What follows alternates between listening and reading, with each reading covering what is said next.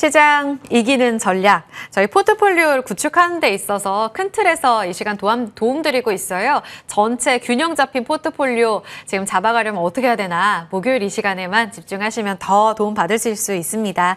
이민섭 DB증권 알파플러스 클럽 과장 함께합니다. 어서 오세요. 안녕하세요. 네, 굉장히 포트 내에서 섹터에 그 비중 잡힌 전략을 구축해주고 계시는데 제가 항상 놀라는 건 달려가다가 단기적으로 고점이 나왔을 때 비중을 줄이시는 그 용기, 그리고 다시 담아가실 때 그 수급 순환매에 누구보다 발빠르게 이 포인트를 캐치하시는 능력에 늘 감탄을 합니다. 오늘도 포트폴리오 변화에 좀 집중해 주시면서 이 부분 같이 따라가 보시죠. 일단 시장부터 보겠습니다.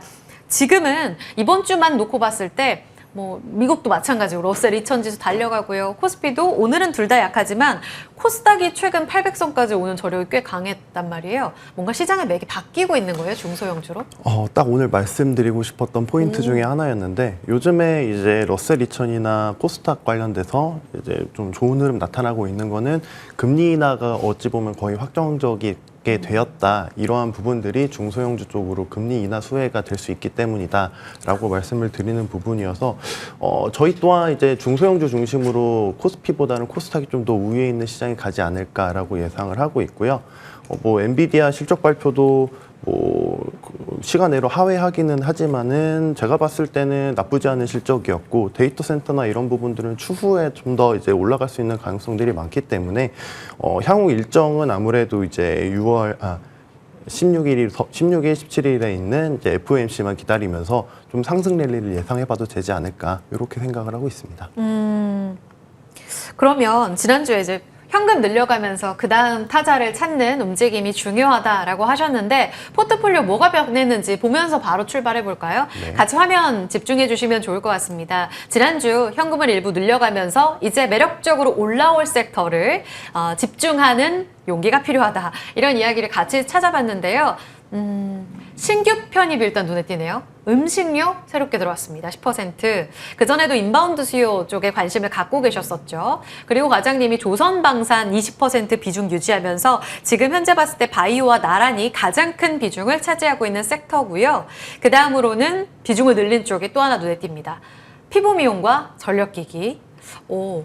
첫 번째로 볼 부분은 어떤 부분인가요? 먼저 질문 드려볼게요, 제가. 네. 우선은 피부 미용이랑 이 전력기기는 지난주부터 10%, 그 다음에 15% 계속 확대하고 있는 구간이고요. 그리고 이제 같이 이제 음식료까지 신규 편입을 하면서 이 세 업종을 제가 봤을 때는 소비재 업종이라고 좀 표현을 하고 싶거든요. 이런 소비재 업종들을 중심으로 신규 편입을 좀 더 증가를 시키고 산업재 쪽에 있는 부분들은 이제 조금 더 비중을 유지하면서 수익 실현하는 방향으로 가는 게 좋지 않겠냐라고 생각을 하고 있는데 우선은 이제 지난주에 피부 미용이나 이런 부분들 전력기기들이 좀 더 빠지기는 했었어요.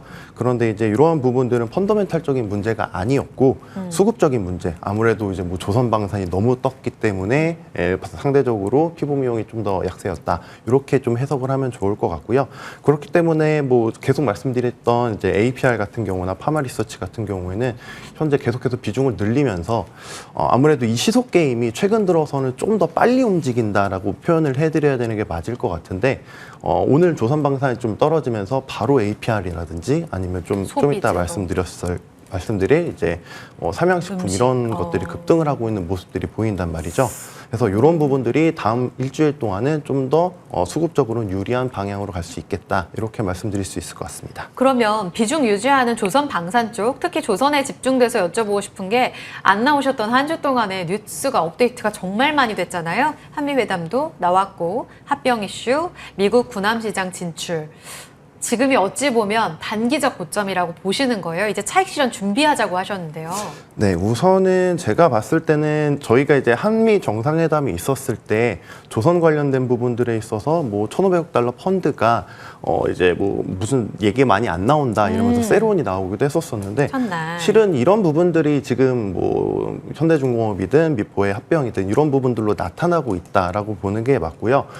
실은 어제 너무 많이 급등을 해서 고민을 참 많이 하고 그다음에 이제 현대중공업이나 미포보다는 현재 같은 경우에는 그 위에 단에 있는 한국조선해양이 아무래도 수혜를 좀 더 볼 수 있는 부분들이 있기 때문에 이 조선 부분에 있어서 수급을 계속해서 좀 유심히 좀 봐야 되겠다 이렇게 생각을 하고 있는데 네. 현재 상황에서는 단기적인 차익 실현은 나올 수 있다라고 보고는 있어요. 그러나 아무래도 조선업 관련돼서는 마스가의 진심임을 보여줬기 때문에 네. 추가적인 밸류업 가능하다 이렇게 생각을 하고 단기적인 이제 저점 부분만 넘어가면은 추세적인 상승도 충분히 가능하다 이렇게까지 보고 있습니다. 그렇군요. 일부 챙긴 다음에 장기적 방향은 긍정적이기 때문에 다시 비중 늘리실 그 시점을 저희가 같이 주목해 보는 게 포인트입니다. 하나만 더요. 지금 시간이 지나면서 시총 5위인 하나 에어로스페이스가 고점을 높여가는데요. 리포트가 나왔는데 이 캐나다 잠수함 사업 네. 첫날 이야기 범한 퓨얼셀로 집중됐잖아요. 그렇죠. 어제 현대그룹과 함께 이쪽이 떠올랐는데 결국 우리 방산주 하나 에어로스페이스도 수혜주다.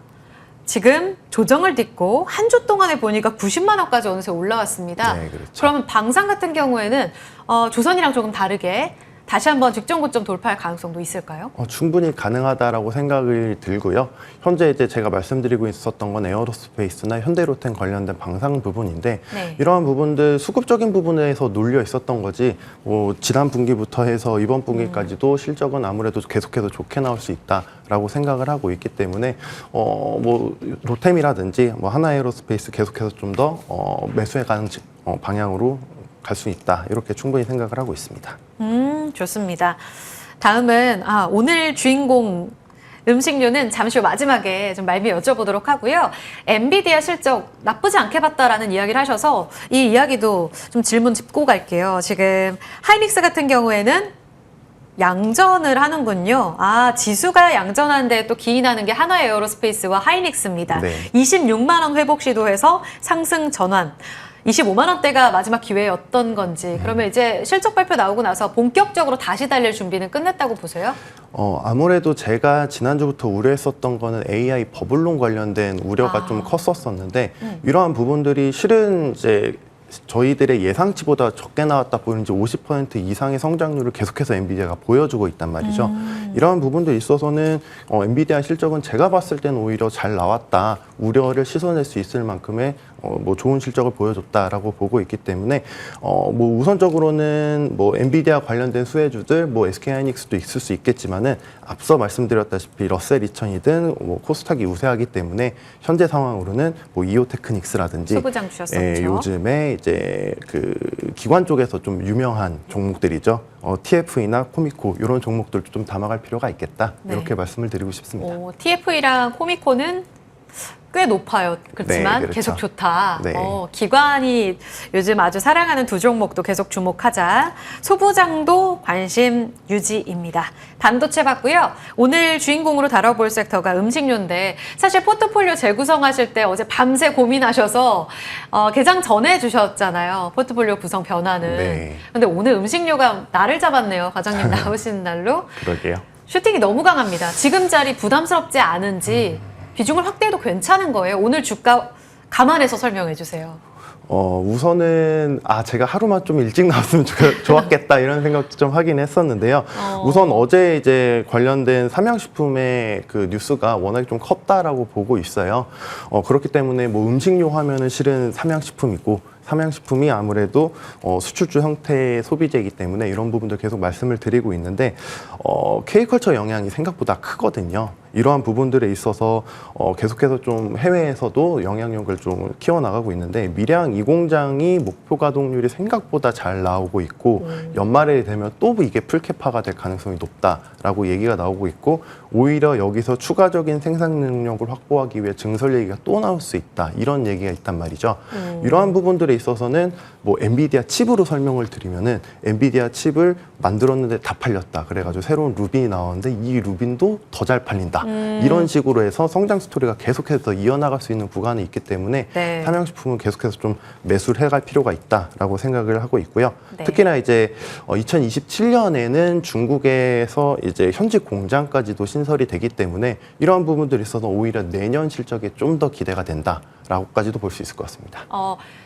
가격 전략 측면을 안 여쭤볼 수가 없어서 지금 이번 주에 나온 키움증권 리포트로 185만 원 상향 조정이 나왔고요. 오늘 160만 원을 돌파하는 신고가가 나오고 있는 자리입니다. 조정 시에 들어가는 게 맞다고 보세요? 아니면 계속 내년까지도 좋기 때문에 지금은 어느 시점이든 계속 비중 확대가 맞다고 보시는지. 현재는 이제 보유 관점이라고 하면 계속해서 당연히 들고 가야 된다라고 보고 있고요. 그쵸. 단기적인 이제 상승이 나왔을 때는 조금 참아 주시는 것도 좋다라고 생각을 하는 게 앞서 말씀드렸다시피 최근 들어서 소비재랑 산업재가 시속 게임을 하고 있단 말이죠. 그래서 최근 들어서는 이제 산업재가 올라가면서 소비재가 좀 약했었는데 이제는 다시 소비재가 올라오는 상황, 그리고 뭐 조선이나 이런 부분들이 내려가면서 산업재가 내려가는 상황이라고 하면은 또 한 일주일, 2주일 후에는 다시 한번 또 이게 바꿔질 수도 있겠다. 그러면 산업재가 올라가고 소비재가 좀 더 내려왔을 때 다시 진입 기회가 있을 수 있지 않을까라고 생각을 하고 있습니다. 그러면 일단 신고가까지는 계속 보시는 거죠? 네, 그렇죠.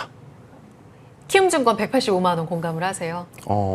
제가 봤을 때는 어제 뉴스로 나온 거 봐서는 그 이상도 충분히 가능하다고 밀양 보고 공장, 있습니다. 중국 공장까지 가동했을 때에는 그렇죠. 충분한 프리미엄이 가능하다. 네, 그렇죠. 그러면 섹터 안에서의 탑픽은 삼양식품으로 압축 매매합니까? 아니면 오늘 뒤따라가는 그 소스계 황제죠, S&D 아직 여력 남아 있고 농심도 아직 신고가까지 여력이 많아서요. 실은 S&D까지는 좀 생각을 해볼 수 있을 것 같기는 한데 농심은 아직까지는 수출 관련된 프리미엄은 많이 못 받고 있다라고 생각을 해서 농심보다는 이제 S&D나 삼양식품 이렇게 두 종목을 압축할 필요가 있겠다 이렇게 보고 있고요.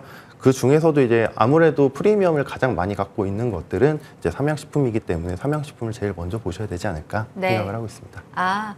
소비재, 산업재, 시속게임 안에서요. 소비재 추리실 때 지금 나온 키워드 수출에서 경쟁력 있나? 여기에 집중하시면 도움 많이 되실 것 같습니다. 자, 오늘도 그 시속게임 안에서 균형 딱 잡아주셨습니다. 밸런스의 왕자였죠. 이민섭 DB증권 과장과 함께했습니다. 여기서 같이 인사드립니다. 고맙습니다.